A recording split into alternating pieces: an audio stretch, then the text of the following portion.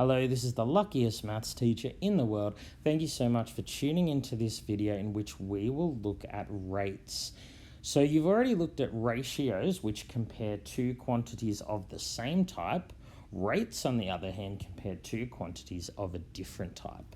So when I say different type, what I really mean is you're comparing quantities of two different units. So you've already seen rates when we did speed. You've seen speeds written like this, for example, and you know that this line is read per. This is 4 kilometers per hour. If that's your speed, it's saying that on average, you are traveling 4 kilometers for each hour traveled.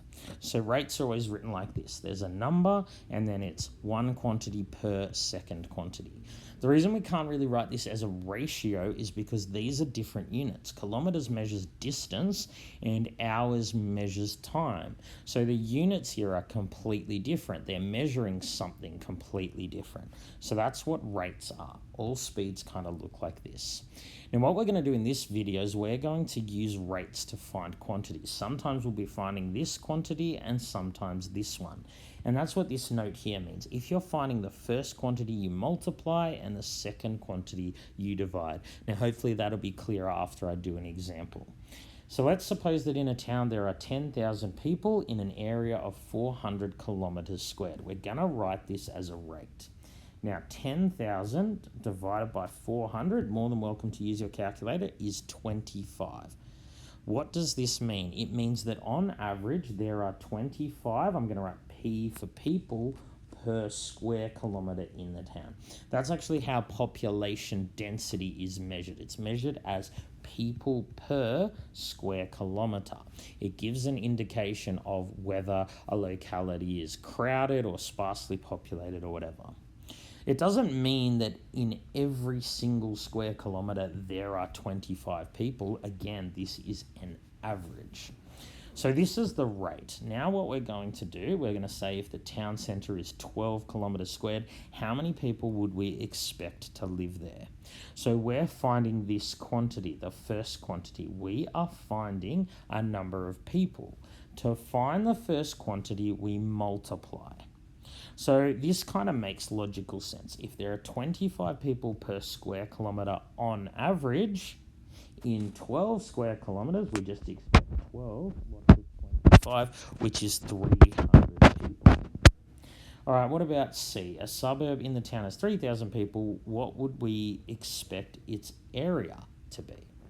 So now we're finding this quantity. This is an area in square kilometres. When we find the second quantity, we divide. So what we're going to do is we're going to take our 3,000 people and we're going to divide by the rate. We're really saying how many of these add up to 3,000. How many times can I add this up to get to 3,000? That's what division is. It's undoing multiplication. It's saying how many times do you need to add something to get to another number. So 3,000 divided 25 gives us 120. So we were finding the area. We expect that its area is going to be 120 square kilometres. And that kind of makes sense. This is 30% of the town's population, so we expect that they will live in 30% of the town's area. Again, it is just an average. All right, let's look at one more example. So I earn $81 in a 4.5 hour shift. We're going to write the pay as a rate and calculate how many hours I must work this week in order to earn $3,000. So whenever you're finding the rate to begin with, you always divide. So I want to write this rate as dollars per hour. So if I want to find the rate as dollars per hour, I divide the number of dollars by the number of hours. This per basically means divide. So as a rate, 81 divided by 4.5, again, you can use your calculator, is 18. So what I'm expecting here is that I'm going to earn $18 per hour.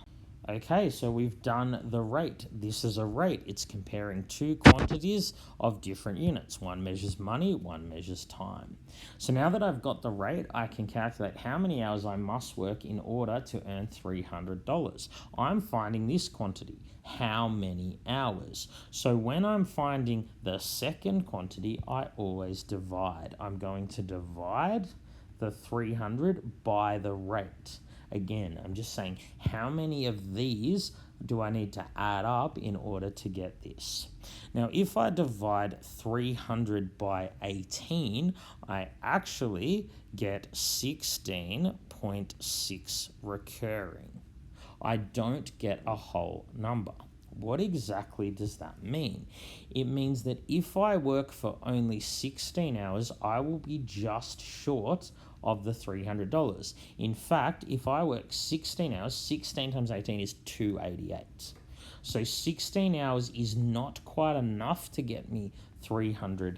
17 will be. I need to work approximately 17 hours. If I work 17 hours, I'll earn a little bit more than $300, but I'll reach my savings goal. Again, we were finding the second quantity in the rate, so we divide. If we want to find the first quantity in the rate, we times. All right, thank you so much for tuning into this video. This has been the luckiest maths teacher in the world. Have a great day.